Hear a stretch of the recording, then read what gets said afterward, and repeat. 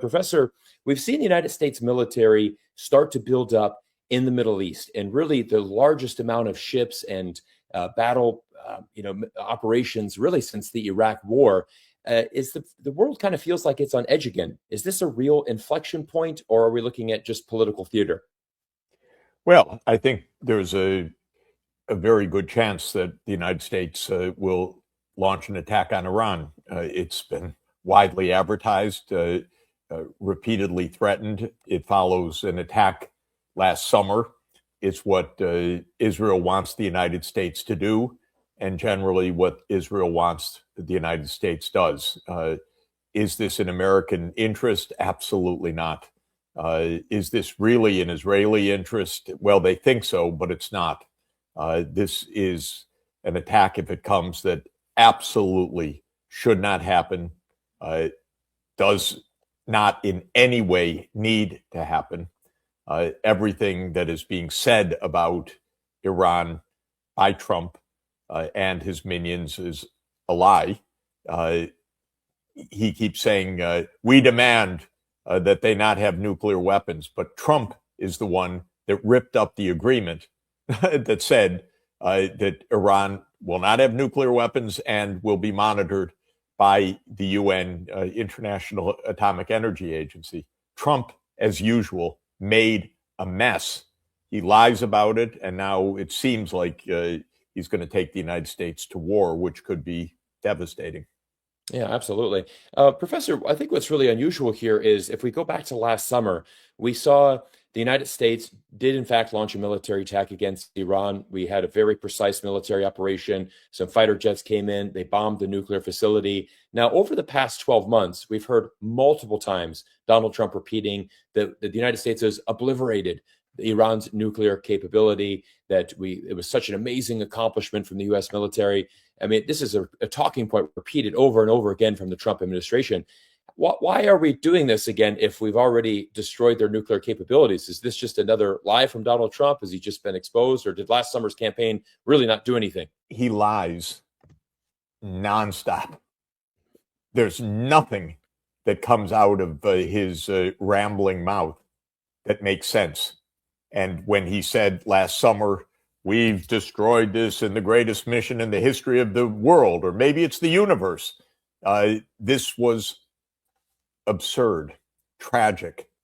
Where do we start? Well, first of all, Iran does not want a nuclear weapon. And if we honestly negotiated, rather than repeatedly trying to destroy Iran, overthrow its government, bomb Iran, and actually, if we followed through on negotiations that were completed 10 years ago, okay, there wouldn't even be an issue. But there is an issue because the United States doesn't want to negotiate. What it does is what Israel wants it to do, which is to overthrow the Iranian government. Well, not so simple. Iran is a country of more than 90 million people. And the idea that the United States says, you're gone, and they're gone is completely delusional of a delusional Israeli government and a delusional U.S. that is somehow in thrall to the Israeli government.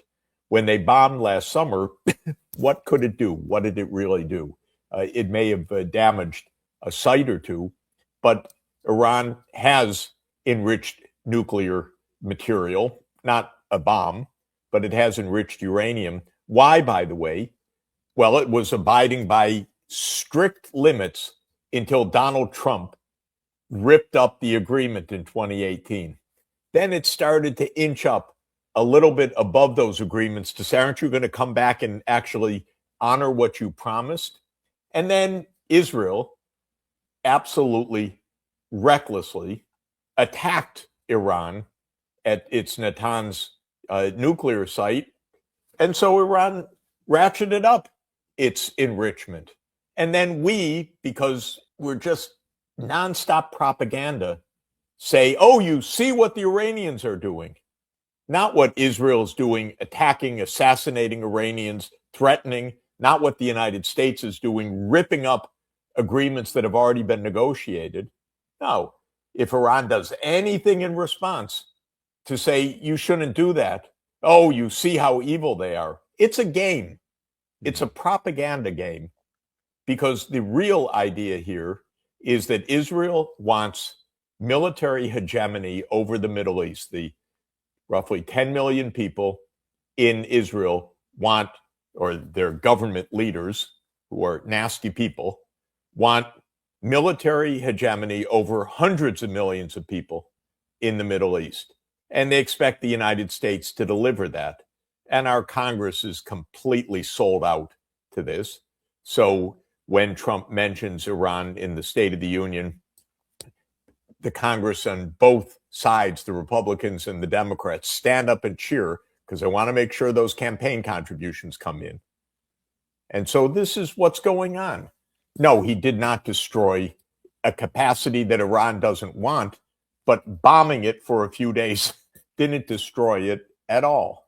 When they did that, it was a cheat because, by the way, if one recalls, we were in negotiations last summer about the same issue. And we were supposed to go to the 6th round. Hello brothers and sisters, welcome back to the channel. I'm hoping that you are doing great from wherever you're watching this video from. As you know, I'm your host and presenter Eugene Dr. Stories, and in today's video there is something that I want us to talk about. There are a couple of two people that have been featured in this video. The first one is Cyrus Jensen and the other one is Jeffrey Sachs. Probably you know the two of them, or probably you don't know, or probably you might know all of them. So, you know, recently what's been happening in the United States in regards to US, Russia, Israel relations and everything that is happening, because everyone right now is anticipating World War III. And this is what Mr. Donald Trump is trying to drive to the people. So this is what is happening. Jeffrey Sachs asserts that one of the biggest mistakes that Mr. Donald Trump can do is to bomb Iran, because that will cause a lot of problems. There's so much sophistication that the Iran has that when it does start to retaliate, it will not be a good message to the people of the United States. Jeffrey Sachs goes ahead and shares a warning of people of the United States to stay vigilant and to watch out for Mr. Donald Trump, because Donald Trump has mental health issues. Donald Trump has proven that he cannot be trusted with the lives of the people of the United States. Jeffrey Sachs has been one of noble, economists that have tried to warn people about the incoming events.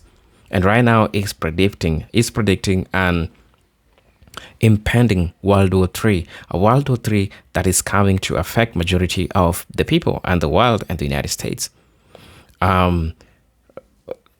So many things are attached to this, and we might see some changes in the geopolitical realm and how all these things come into place. But brothers and sisters, I don't want to say much. I want you to watch this video, and then I'll be back, and then we'll be sharing our thoughts in regards to this. But get to know that the problem is not the United States. The problem is the system that is running the United States. The problem is Mr. Donald Trump. He has been the problem ever since he got into the seat.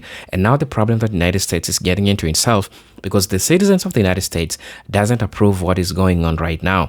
But we are seeing this happening in real time, brothers and sisters, as Donald Trump is making unprecedented decisions, is making some of the things that even members of the military don't agree with him. So brothers and sisters, I'm gonna let you watch this video, and then I'll be back. I'll be sharing my thoughts in regards to this. And if you're watching me for the first time, I'm your host and presenter Eugene Dr. Stories, and thank you for always tuning in and taking your time watching my videos. It's all about learning, right? So let's watch the video. I'll be back. Of negotiations, which the U.S. negotiators had characterized as positive. And this was supposed to take place in Oman. I think it was June 15, 2025, if I remember the date correctly. And on June 12, just before the next round of negotiations, Israel goes to bomb them. And the United States says, that's great. We'll come in and we'll join you in the bombing. I can't use the words I'd like to use on your show. This is so dangerous reckless and incoherent. It's just hard to know where to start on this. This is our lives. This is the planet on the line.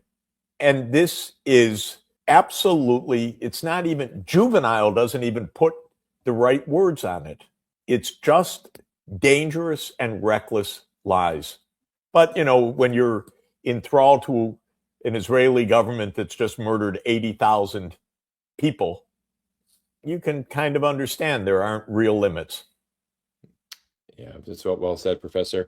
As we're seeing this, I think very much we're seeing a very similar playbook to the 2003 Iraq War. We heard back then weapons of mass destruction, and this is why we need to go into Iraq. Obviously, now we're hearing that, they're 1 week away from developing a nuclear bomb, which I think you've laid out very clearly that is not their intention. So who really benefits from this escalation? We see consistent escalation every year and, rising tensions between the U.S. and Iran. Is Israel just the primary beneficiary? Is that really the root of the problem here? Israel isn't the beneficiary, but Israel is the root cause of it. This is Netanyahu. This is a lobby, and it works. And if you go back to the Iraq War, it's extremely interesting. The Iraq War was not a war on wrong pretenses of weapons of mass destruction. It was a war on false pretenses, knowingly false. And the campaign about weapons of mass destruction was a PR job. It wasn't a mistake. It wasn't faulty intelligence. It was PR. And it was actually focus grouped in the fall of 2002. The Pentagon did a PR exercise. And who was that? That was a guy named Doug Feith, one of these extreme Zionist neocons. And he was the link to Bibi Netanyahu. And one of the very interesting books that came out of this criminal war is a fantastic book by a real gentleman named Dennis Fritz. Dennis Fritz was a senior Air Force official who in 2002 was told to deploy to Iraq. He said, Iraq? Why should we be deploying to Iraq? And nobody could explain to him why they were deploying to Iraq. So Fritz said, look, I'm not leading my troops into something when I can't even explain to them why their lives are on the line. So he resigned his commission. Then Feith, I don't know him personally, but despicable in the role that he's played, wanted to write a book afterwards. So he wanted papers from the Pentagon declassified. So they needed a senior person who was knowledgeable about declassification to come in and read the background documents and declassify them. And that turned out to be what Dennis Fritz did. So Fritz went back to the Pentagon in 2005, I think it is, and started reading the papers. And Fritz, as he describes in this book called Deadly Betrayal, says, holy shit, this is a PR war. This is an inside job of Israel. We're fighting for Israel. And Feith is the connection. And he asked me to declassify these papers. I'm reading all of this. I'm seeing all of this. This is a war they had to figure out how to sell a phony war to the American people. So when you raise that point, it's a great analogy. Right. These are not wars fought because we don't know what Iran is doing. These are wars where they're searching for some explanation that can say to Trump's base, why am I doing the opposite of what I promised you? Why am I doing a war that has nothing to do with America's interest, that has nothing to do with Make America Great Again, that is purely for Israel? Why am I doing this? So they're searching for some answer. And then Trump says, oh, they're developing ballistic missiles to attack the United States. Again, there are words I'd like to use on your show that are utterly deserved by such comments. even our mainstream, lamestream media, which basically never reports anything truthful because they follow the government propaganda, is saying in the last couple of days, no, this is not true. So the lies are just pouring out right now. This is terrible. And I don't know whether there'll be a war, but there very well could be one by the time, we're finished talking, or by tomorrow morning when we wake up, or whatever. I can feel the genuine concern in your voice, and and I feel your sentiments exactly. I mean, we're both U.S. citizens. It's just very concerning on where the direction of our country is going. Professor, I have another follow-up to that. If we go back to the campaign trail from Donald Trump, he largely campaigned himself as an anti-war president, a president of peace. He's been telling everyone that he deserves the Nobel Peace Prize. He solved 8 wars last year, although that's not true as well. But I mean, do you think that this could potentially be a devastation for his presidency? I mean, is it not wrong that most Republicans are very much against this, at least to the fan base of Republicans? Would this be the end of MAGA if he were to go to this length and actually start a war? His presidency is failing step by step, though gradually. His approval rating is now about 37%, disapproval about 60%. And people are wising up. This guy told us, I'm going to charge those other countries with my tariffs. And people are understanding, hey, you didn't charge the other countries, you charged me. And I paid on average $1,000 every household in this country. That's the average per household, not every household, the average per household. And they're wising up. You taxed me so you could give the biggest tax giveaways to your billionaire friends. So they're starting to understand this. And we've got thousands of lawsuits right now. I want my money back.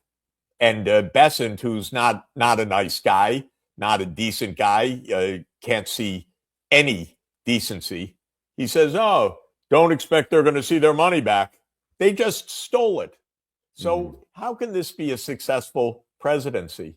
People don't like ICE shooting people in the streets. Yesterday, a student at Columbia University was arrested out of their dorm and then was released late in the day because everything about the arrest was illegal. They lied about everything. They said they were coming in to find a missing person, plain clothes, lying, everything. People don't like this. We don't want to live in a police state. We don't want to hear lies from our president every day. We don't want to pay taxes because this guy, maybe he believes it.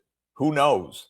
But he thinks they're taxing others. We're the ones paying. We don't like that. And he has no right to do it. And the Supreme Court said, no, you cannot impose taxes on the American people, one person. That's not how our constitutional system works. That belongs to the Congress. So now it's just been, since the beginning of the year, completely unhinged. Okay, let's arrest this president. We'll run this country. He just said that I was reading a wire the moment before we got on, that maybe we'll just take over Cuba and bomb Iran at the same time. I don't know if something has really come completely unhinged, what it is, but something's not right, really not right. It definitely seems that way. And it seems that as we get closer to the midterm elections, it just seems he's a little bit more of a loose cannon. You have no idea what direction he's going to go. And like you said, it could be we wake up tomorrow and there's a big conflict, or we've launched another war or an invasion. But let's focus a little bit on Iran right here. Do they have some type of military capability to really hold back, against the United States military? Are we kind of underestimating their power and the retaliation that they could launch potentially in a full conflict with the United States? Almost surely, if there's a bombing for a few days or a week or two, it will accomplish nothing other than killing people and generating a response that could get out of control. The idea that it would lead to regime change and an American-imposed or Israeli-imposed government is complete fantasy. If Trump tried to put boots on the ground, well, there are not the boots and the soldiers there. Thank God for him to try something like that. That really would be the end of his presidency immediately. Correct. So aerial bombing, it's not going to do much except possibly get completely out of control.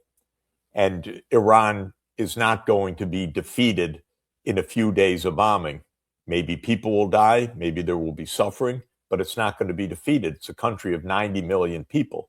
It's got ballistic missiles. It's got hypersonic missiles. It's got the ability to close the Strait of Hormuz, which is the waterway, the narrow passage in the Persian Gulf, through which about 20% of the world's oil flows by the standard accounting.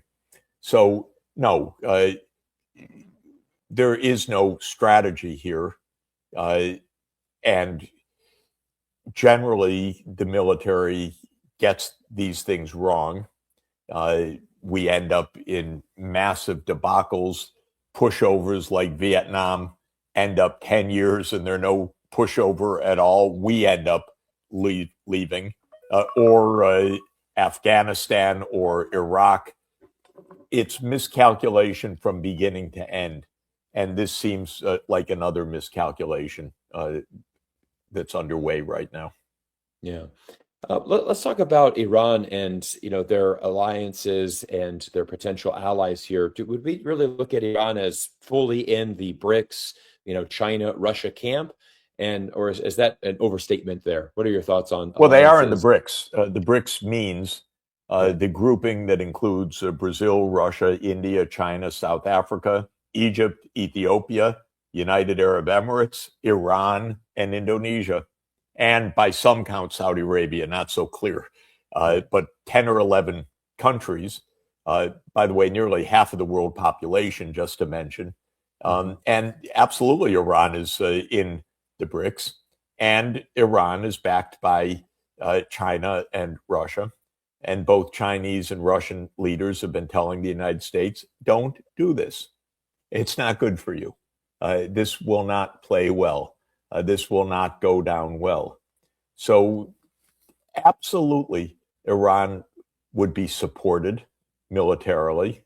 I don't think Russia and China are going to join a war, but I think that they're going to give support to Iran. And the military power that the United States has apparently is good for a couple of weeks or a few weeks of bombing. It's not good for a long war. It's not the kind of massing of troops for a long war. What we read, again, I'm not in the room and I'm not a military expert, but we read that the Joint Chiefs of Staff have advised Trump that his aims cannot be achieved by this attack. But, when you balance, the American people are completely against it. The top brass of the military is against it. Trump's base is against it. The political advisors to Trump are against it. But Bibi is for it. So the way the American political system works is probably a slam dunk for war. Yeah, we definitely see the tremendous influence from Israel, as you pointed out. Obviously, Netanyahu is very adamant on controlling that region. Yeah, exactly. We also heard Huckabee, who is the U.S. ambassador to Israel, actually say something quite extraordinary last week, saying that he would not mind if Israel controls the entire region of the Middle East, which obviously prompted a response from Saudi Arabia that said, absolutely not. There's obviously many independent and sovereign nations that compose the Middle East. This is just, you probably can't find a more pro-Israel politician than Huckabee, who's over there currently serving as our U.S. ambassador. It is remarkable, just the propaganda that's coming out right now. Huckabee is a representative of so-called Christian Zionists, which means a strain of evangelical Protestants who read a verse in Genesis chapter 15, where it says that God promised the land from the river of Egypt to the river the great river of the Euphrates to Abraham's seed. Now, where to start? First, he doesn't understand anything about the Bible, I'm sorry to say, because if you just stick on pure theological grounds of the Old Testament, it says throughout the entire Old Testament, you screw up, you lose that. This is a covenant. This isn't a deed. This is a covenant. And how many prophets tell the kings of Israel, you are losing the land. You're going into exile. This is, by the way, the opposite of what's called Rabbinic Judaism, the Jewish tradition for 2,000 years, which told Jews, you stay where you are and just behave. This is, the Messiah could bring you back to the Holy Land, but not some militant nationalist. So it's completely against what Judaism taught for 2,000 years. Then you listen to real theologians, it's completely against the New Testament because the New Testament, Jesus is the successor of that covenant according to the New Testament. And in the New Testament, Jesus says that the promise of salvation is those who believe in me. It's not given to one particular group. And this is very clear. And it's clear in the letters of Paul. It's clear in Roman 11 and Galatians. It's everything theologically is wrong with what Huckabee said. It's kind of a kindergarten mistake. But then there's actually the world too that we learned over the course of centuries. Going to war over someone's reading of a line in the scriptures, not a great idea. It was bloodshed in Europe for hundreds of years. And they finally said, okay, we're not going to fight on biblical passages. Huckabee is a throwback centuries ago. He should have been dismissed the moment such ignorance came out of his mouth. But the truth is that that's a lot of Trump's voter base. And so this is the weird part. Our government is in the hands of the Zionist lobby. And it means one war after another. And it's absolutely not in America's interest. That's it. Yeah.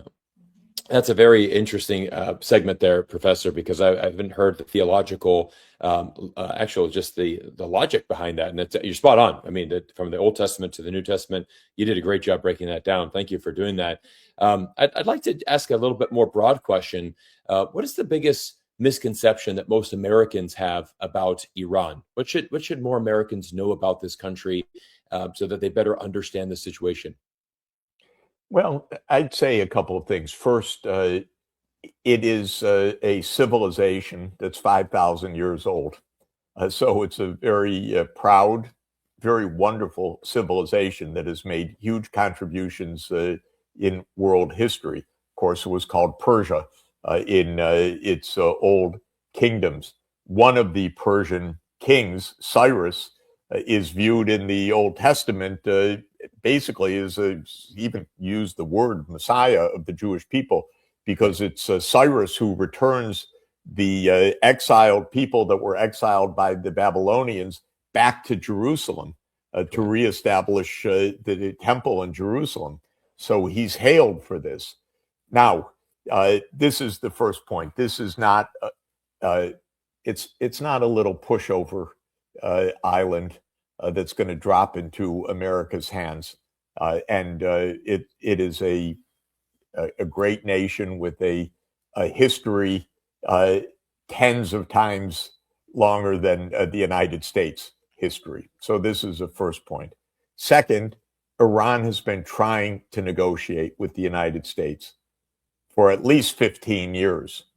I know it. I speak to the Iranians. I speak to the Americans. I hear all of this because I work at the UN and I talk at length and have for 15 years. They're trying to negotiate. They negotiated an agreement that would have absolutely done what Trump claims he wants to do, which is to make sure that Iran doesn't have nuclear weapons. They negotiated that. It's called the Joint Comprehensive Plan of Action. It was negotiated in the summer of 2015. There were 6 parties to those negotiations, including Iran. Plus Iran. The 6 were the 5 permanent members of the Security Council. So the United States, Britain, France, Russia, and China, plus Germany, makes 6, and Iran on the other side. And it put the UN International Atomic Energy Agency right there to make sure that there was no breakout to nuclear weapons. Of course, I have to always add, the Iranians said, we don't want them, but the inspectors will be there. Trump, being Trump, illogical, stupid,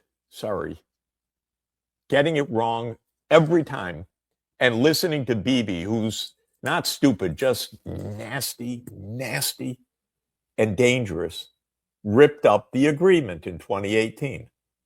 So people should understand. After that, the Iranians said, we want to return to negotiating. The U.S. and Israel want to overthrow the government. That's different. That's not about the nuclear issues. That's about Israel's hegemony in the Middle East. Who cares for that? Why doesn't Israel live within its own borders and stop making a mess for all the rest of us? That's what it should do. And that's what this whole issue is. Israel should live within its own borders. There should be a state of Palestine next door, living within its borders. And Israel should not be trying to overthrow the government of Iran. Then there could be peace in the region. Yeah. And by the way, when Rubio said a couple of weeks ago, no, we need to negotiate the big picture, the Iranian foreign minister, Araghchi, gave a speech on the big picture.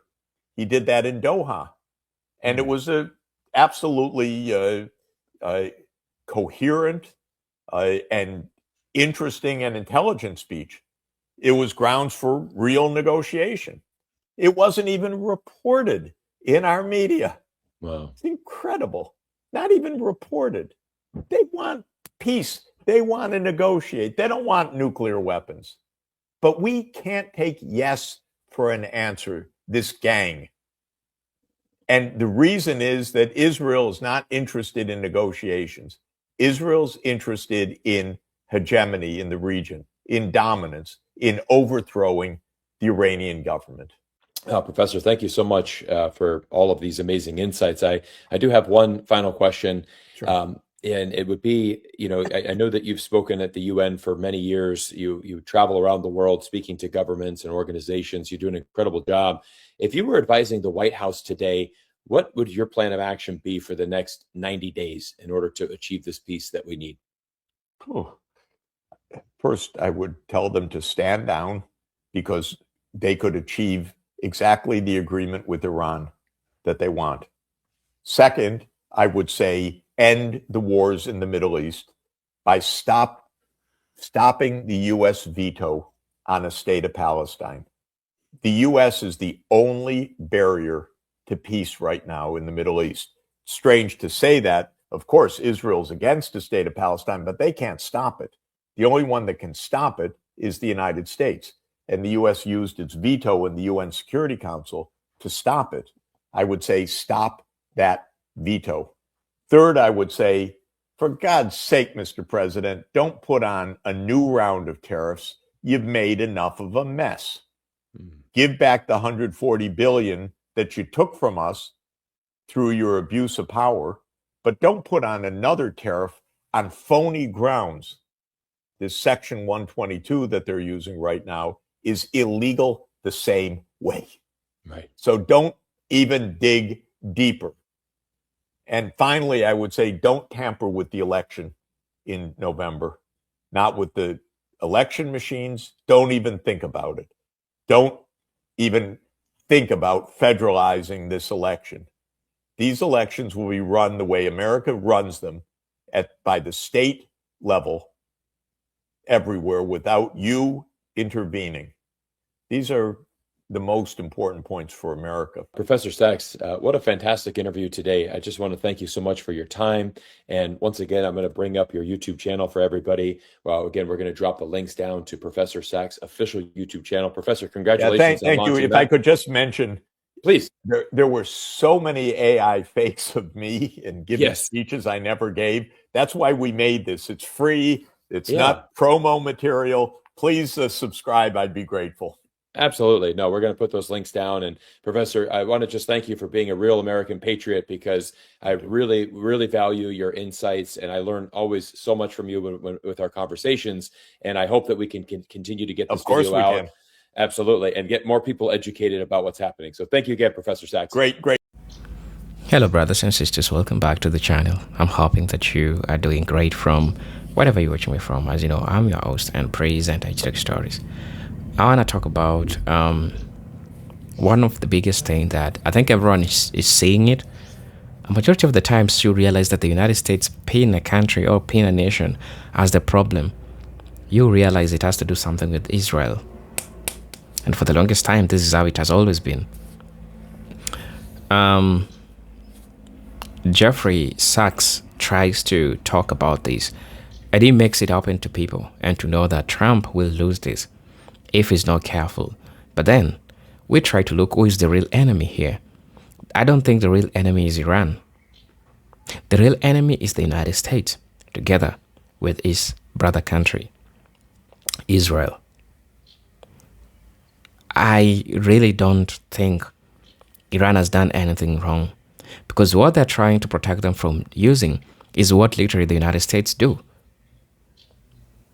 There is so much imperial overreach that the United States usually have. I mean, look at what they did to Venezuela. That tells you a lot. That tells a lot about the United States and what they're capable of doing, especially when it comes to making other people look bad and making them look like an enemy of the people. I really don't know what you feel about this, but from what I'm seeing, Jeffrey Sachs is trying to make it make sense to people and try to tell them that, the problem here is not Iran. The problem here is the United States, together with Israel, because this is what they do. There are two duos that are so good with imperial overreach. They will always try to show their military prowess to people. But this brings a problem. This brings a problem to the citizens of the United States, because it is their money, it is their tax that is being used to do all this thing. But then how do Americans pay the price? Americans pay the price by poor living standards and enormous growth in taxes. Professor Sachs, Professor Wolf, and Professor Edges tell the plain truth. Praise the Lord. And I think if you hear Chris Edges in his description about who Mr. Donald Trump is, listen to Richard DeWolf, Chris Edges, Professor Sachs, and what he says about this really tells you that these people knows much truth about Mr. Donald Trump and what he is capable of. Right? So all these geopolitical things that you see are happening, they are going to bring problem. The military-industrial complex of the United States is something that all these oligarchs value.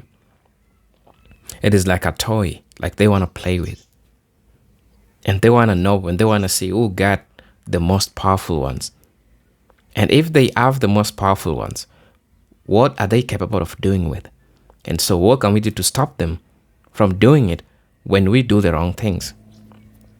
Understand that the only problem that Iran has is owning one of the most powerful weapons in the world, but not using it.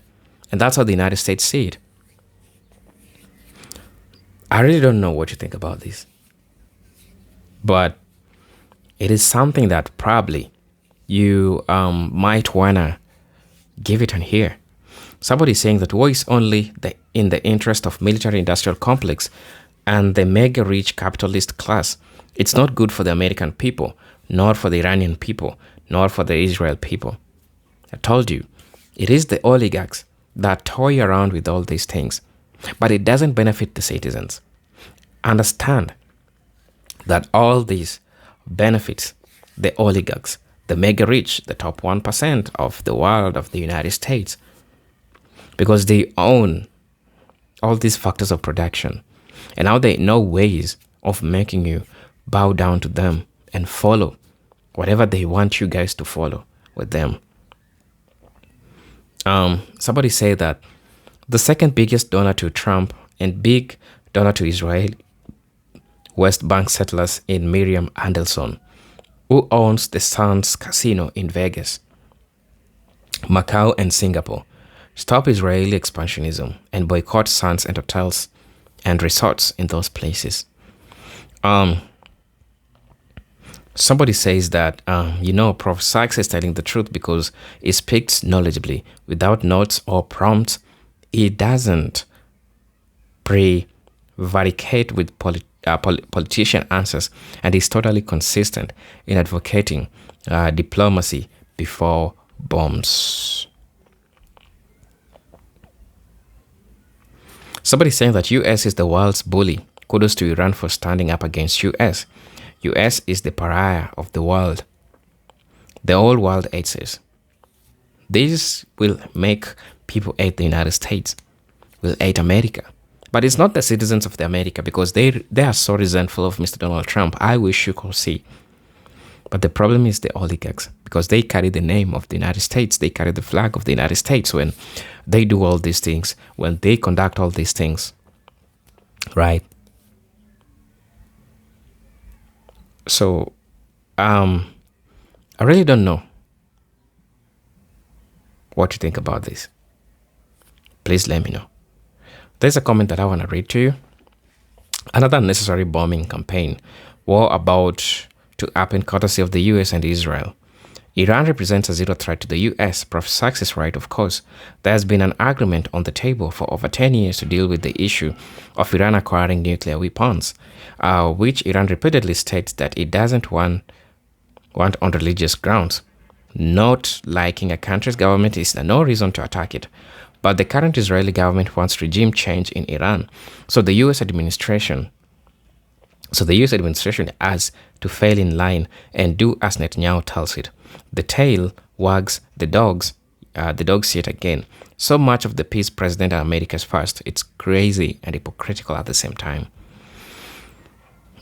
So please let me know what you think. What you think about this. Please let me know. As you know, I'm your host and presenter, GTech Stories, and I'm hoping that you are great. Until then, let me see you on my next video. Peace, love, and harmony. Salute.